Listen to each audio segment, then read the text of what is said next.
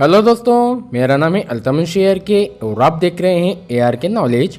दोस्तों, जैसा कि हम सभी जानते हैं कि अभी फिलिस्तीन इजराइल दोनों के बीच में काफ़ी दिनों से झड़प चल रही थी, जहां एक तरफ इजराइल अपने देश को ग्रेटर इजराइल बनाने की राह पर, तो वहीं दूसरी ओर फिलिस्तीनी लोग इन्हें कतई इस मकसद में कामयाब नहीं होना देना चाह रहे थे। और इसी बात को लेकर इजराइल और फिलिस्तीन की यह जंग एक दूसरे के इतना खून की प्यासी बन गई कि बड़े बड़े देश इस जंग में कूद पड़े हैं। जहां एक तरफ इजराइल एयर स्ट्राइक और केमिकल हथियारों का इस्तेमाल कर रहा है, तो वहीं दूसरी तरफ गाजा स्ट्रिप में मौजूद हमास एक साथ सैकड़ों रॉकेट इजराइल की तरफ छोड़ रहा है। मगर हमास के इतना रॉकेट दागने के बाद भी आखिर क्यों इजराइल को उतना नुकसान नहीं पहुंचा जितना हमास को हुआ?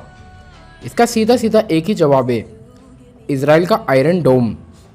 जी हाँ, आज हम ये जानेंगे कि आखिर इजराइल का यह आयरन डोम कैसे काम करता है और उसको चलाने के लिए किस किस उपकरण की ज़रूरत पड़ती है, इसके कितने भाग हैं और कौन सा भाग क्या काम करता है।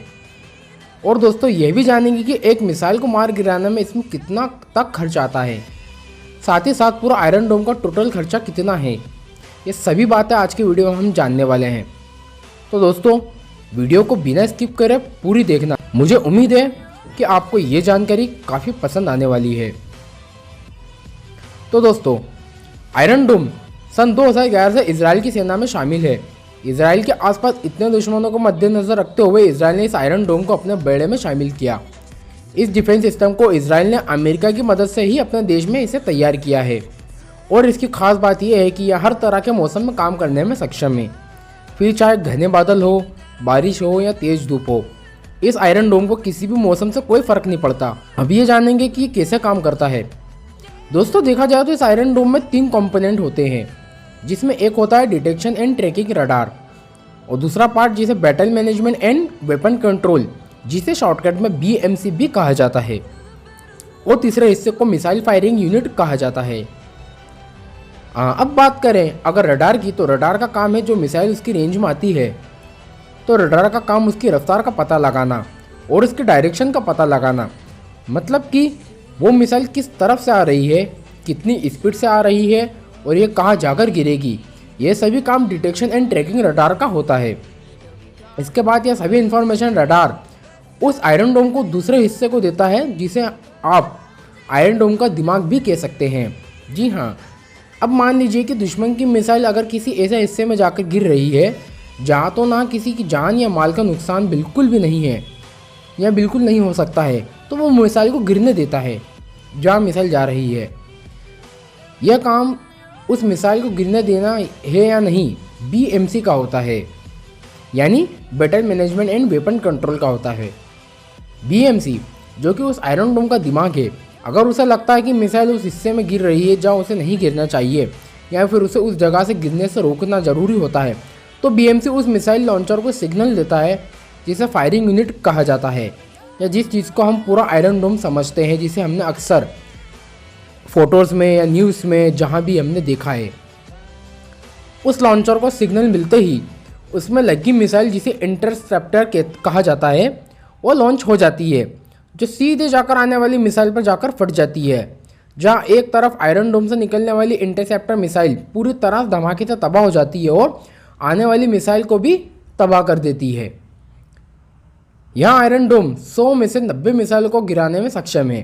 कई जानकारों का कहना है कि यह डिफेंस सिस्टम पहले से कई गुना ज़्यादा सटीक निशाने लगा रहा है, मगर यह भी है कि कुछ मिसाइलों को मार गिराने में चुका भी है, जिससे इजराइल को काफ़ी नुकसान भी हुआ है। अब बात करें इसकी लागत की, तो दोस्तों, इस प्रोजेक्ट की टोटल लागत $1 बिलियन है, यानी भारतीय रुपये में देखा जाए तो 7,500 करोड़ रुपये, जिसे 2010 में ओबामा सरकार के कार्यकाल के समय इस बजट को अमेरिका से मंजूरी मिली थी, जिसके बाद 2011 में इजराइल ने अधूरे प्रोजेक्ट का सफल परीक्षण कर लिया था। अब जानते हैं इसकी प्रति मिसाइल इंटरसेप्टर से एक दुश्मन की मिसाइल रोकने पर कितना खर्च बैठता है, यानी प्रति मिसाइल इजराइल को कितने की बैठती है। तो दोस्तों, उसकी एक मिसाइल जब दुश्मन की मिसाइल को रोकने के लिए लॉन्चर से निकलती है, तो वो एक मिसाइल 70 से 80 हज़ार डॉलर की पड़ती है, और कई इंडियन न्यूज़ चैनल के अनुसार प्रति मिसाइल 35 लाख से 65 लाख तक पड़ती है। इतना नहीं दोस्तों, खुफिया एजेंसियों का दावा है कि इसकी एक मिसाइल इजराइल को 1 से 1.5 करोड़ रुपये तक पड़ती है। मगर इजराइल इस बात को छुपाता है ताकि उस पर फिलिस्तीन के ऊपर हो रहे जुल्म का अन्य देशों पर द्वारा दबाव ना पड़े। इस आयरन डोम का अगर एक बड़ा नुकसान देखा जाए तो वह यही है क्योंकि हमास द्वारा दागे गए रॉकेट और मिसाइल काफ़ी हल्की क्वालिटी के हैं और वो काफ़ी समय से पड़े हुए भी हैं। चूँकि हमास का कहना है कि अभी तो हमने हमले स्टार्ट भी नहीं करे, पुराने पड़े हथियार निकल रहे हैं और अब तक हमास ने इसराइल पर 3000 से ज़्यादा रॉकेट दागे हैं। देखा जाए तो 3 से 4 हज़ार करोड़ का नुकसान तो इसराइल को यूं ही हो गया। बाकी हिंसाएं, झड़प भी दूसरे नुकसानात मिलाकर अब तक इसराइल को अरबों डॉलर का नुकसान हो चुका है। मगर इसराइल को इस आयरन डोम की वजह से जान का ज़्यादा नुकसान नहीं सहना पड़ा, तो वहीं दूसरी तरफ गाजा में जान और माल का भारी नुकसान हुआ है। मगर दोस्तों, इस आयरन डोम की असली परीक्षा तब होगी जब यह नई तकनीक को घूमने वाली मिसाइलों को रोकने में सक्षम हो गया तो। मगर ध्यान रहे, इस तरह का डिफेंस सिस्टम हमारे जैसे बड़े देशों का काम का बिल्कुल भी नहीं है।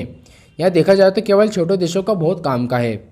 हालांकि आपकी जानकारी के लिए बता दूं, भारतीय डिफेंस सिस्टम इजराइल के आयरन डोम से ज़्यादा बेहतर माना जाता है और रैंक के मामले में वो इजराइल के डिफेंस सिस्टम से ऊपर ही है। बाद में होने वाले नई तकनीक की मिसाइलों से होने वाले हमलों को ये आयरन डोम रोक पाएगा या नहीं, आपको क्या लगता है मुझे नीचे कमेंट बॉक्स में ज़रूर बताएं। और अगर वीडियो में दी गई जानकारी पसंद आए तो वीडियो को लाइक और हमारे चैनल को सब्सक्राइब करना ना भूलें। साथ ही साथ बेल आइकन का बटन भी ज़रूर दबाएं ताकि मेरी आने वाली वीडियो नॉलेज की और व्लॉग की आप तक आसानी से पहुंच सके। और अगर आप मुझसे जुड़ना चाहते हैं तो मुझे आप इंस्टाग्राम पर भी फॉलो कर सकते हैं।